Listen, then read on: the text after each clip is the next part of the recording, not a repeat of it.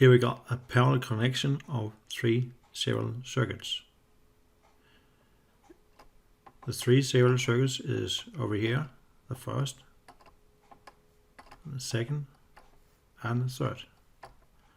And these serial circuits are all connected in parallel, because the voltage drop across this serial circuit is the same as the voltage drop across this circuit and this circuits. And it is a supply voltage of 240 volts AC and 400 Hz. First, we're going to calculate the current I1, I2 and I3, and we can add these three current according to Kirchhoff and say that must be the total current of I. We have to add these current as vectors because we have alternating current, and we know that the resistance and reactance for the capacitor and inductor has different angles, and it gives then different angles on the current, and if we have to add them together, we have to take into account that they have different directions. Over here I also put on three vectors for the voltage. This is the supply voltage of 240 volts. It is UEA. It is the voltage potential in point E in relationship to point A. This vector is the voltage drop across the capacitor C1. So that's why we call it UC1. We can also call it UBA because it is the voltage potential in point B in relationship to point A. Up here we have the voltage drop across R1, so we can call it UR1, or we can call it U, and then the area is up here, the potential for point E in relationship to potential in point B. And if we add these two vectors, we must get the supply voltage of 240 volts. So add UC1 and UR1, we have to get 240 volts. To calculate the current in these three branches, then we have to know the reactance for the capacitor because we have the resistance for the resistor. So normally first we calculate the reactance for the capacitor and inductors in the circuit, and we can do it over here. For the capacitor we have that it's named XC and 1 for capacitor number 1. There's only one capacitor, so we just couldn't set XC. It is 1 divided by 2 times pi times frequency times capacitance for capacitor number 1. Put in the numbers and we got the value right here, 71.1 ohm. We also could calculate this as a vector. Then we know that the angle for XC must be negative 90 degrees. And for the inductor L2 and L3, it is the same story. 2 times pi times frequency times the inductance. Put in the numbers and we get two different values for the reactance for L2 and L3. So now we are able to calculate the current I1, since it's the voltage drop across this branch, that's the supply voltage. And R1 and C1 are connected in serial, so we just can add these two resistance R1 and C1, that is a reactance of course, add them as to get an impedance, and that will reduce the current. So the current I1 is the supply voltage divided by the sum of R1 and XC1, and it gives us current of 2.5 2.44 amp in an angle of 46.3. Same story for current number 2. We have R2 and XL2, which reduce the current. So again, this is supply voltage, that's the same as up here, and just add these two values because they're connected in serial. And for I3 we do the same. We can see that when we got a resistor and capacitor, the angle of the current is positive, and if we got a resistor and an inductor, the angle is negative. And the angle depends on the relationship between the resistor and reactance. Finally, we can calculate the total current because that's the sum of these three currents, but we have to add them as vectors. So we just add these three numbers as vectors, and we got a total current of 5.38 amps in an angle of negative 16.5.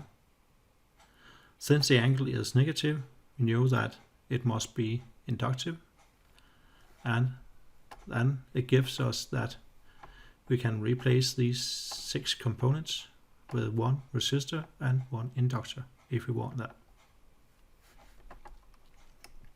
So that's the basic calculating the current for the circuit, and to do that we have to calculate the reactance for the components.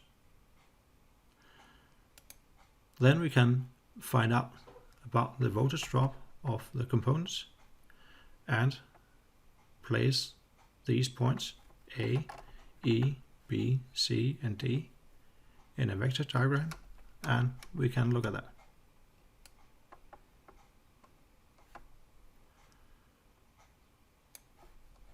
Over here at the calculation, I've just taken down the values for XC1, XL2, XL3 for the resistors and the currents. Then we calculate the voltage drop across R1, C1, R2, L2, L3 and R3. And as we talk about up here, if we add the voltage drop across C1 and R1, it should give 240 volts.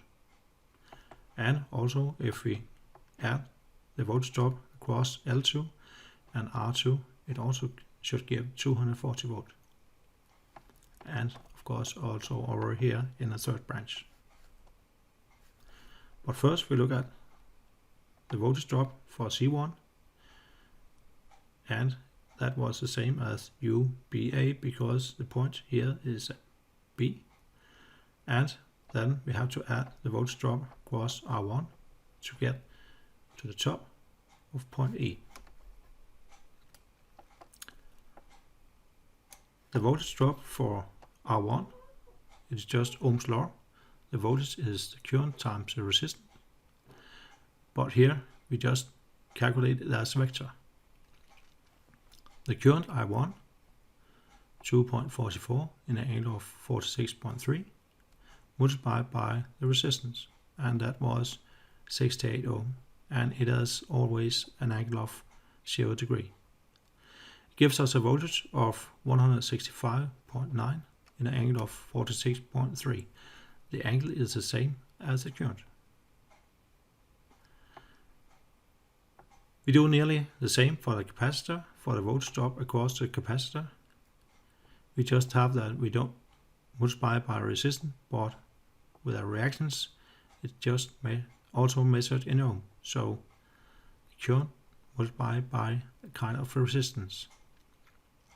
We got the voltage drop. The current is the same, but XC is 71.1 in an angle of negative 90 degree. Gives us voltage of 173.4 in a negative angle of 43.7 degree.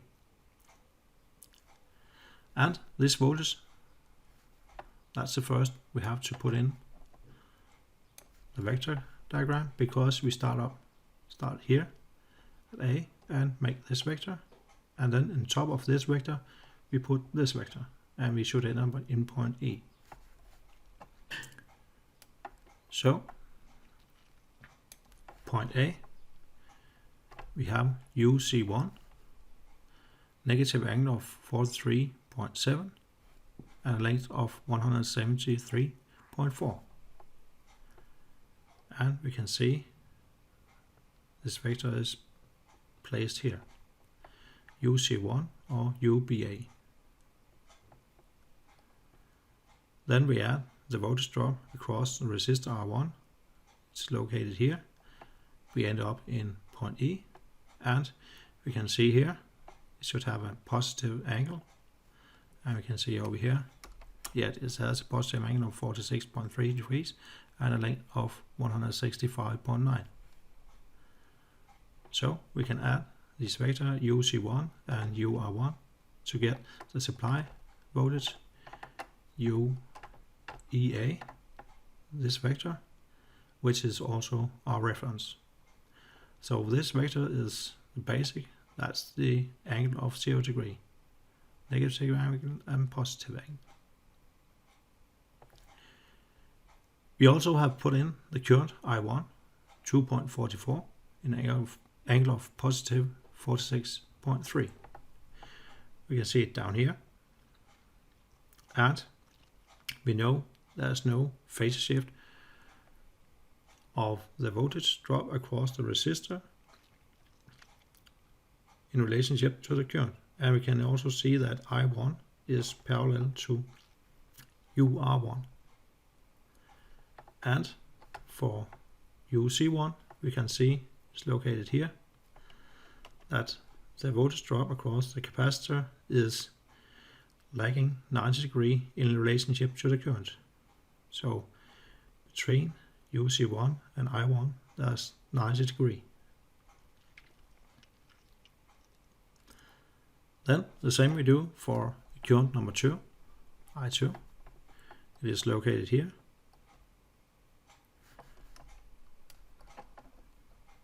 And here we have the voltage drop across an inductor instead of a capacitor for the first, and then the voltage drop across a resistor.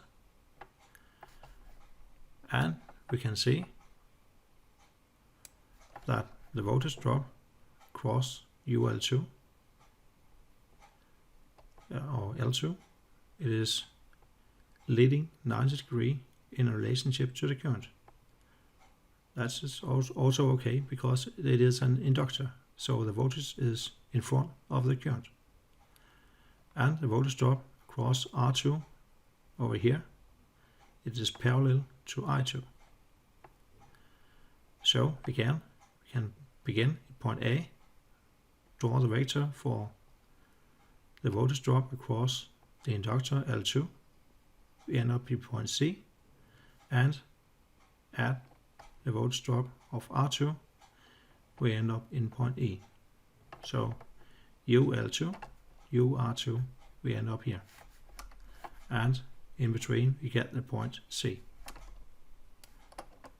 can see up here, UL2, UR2, and we end up here.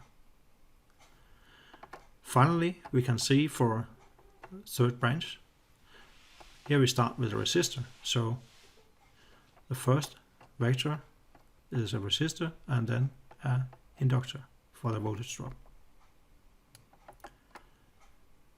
The current R3 is length of 2.40 in a negative angle of 56 degrees. It is located down here. And we can see now we start with a voltage drop across the resistor. And there's no phase shift of current and voltage for a resistor. Then we got inductor L3, and the voltage is 90 degrees leading in relationship to the current. So it is 90 degree before the current, and we have to add this voltage drop across inductor L3 to UR3, and we end up in point E. And here in between we have the point D. If, for example, we should calculate the voltage drop UBD, it should give a vector over here. And if it is called UBD, the arrow has to be up here and the vector has to start here. So UBD located here, point up here, and if we have to calculate it, we has to begin here and end up here. We can, for example, go this way. We go the same direction as the vector, so this one is positive, so it must be UL3, and then we go here over here the other way of the point of the vector, and it must be minus UR1. You also can see the circle across all the system. It's because when you have a parallel connection of several circuits, we can make a circle where we got the center of this line UEA, and make a circle. All these points C, B and D, they are located at the circle, so that can be a control if you have made vector diagram correct for the voltage drop across all the components. And we also have the current here. We can also put the current I2, put it up here, located here, and current I3 located here, and we can add these three vectors together and have the total current in a siphon if we want that. Well, that was basically how we make a vector diagram, total vector diagram for current and voltage drop in a parallel connected circuit where we have several connections.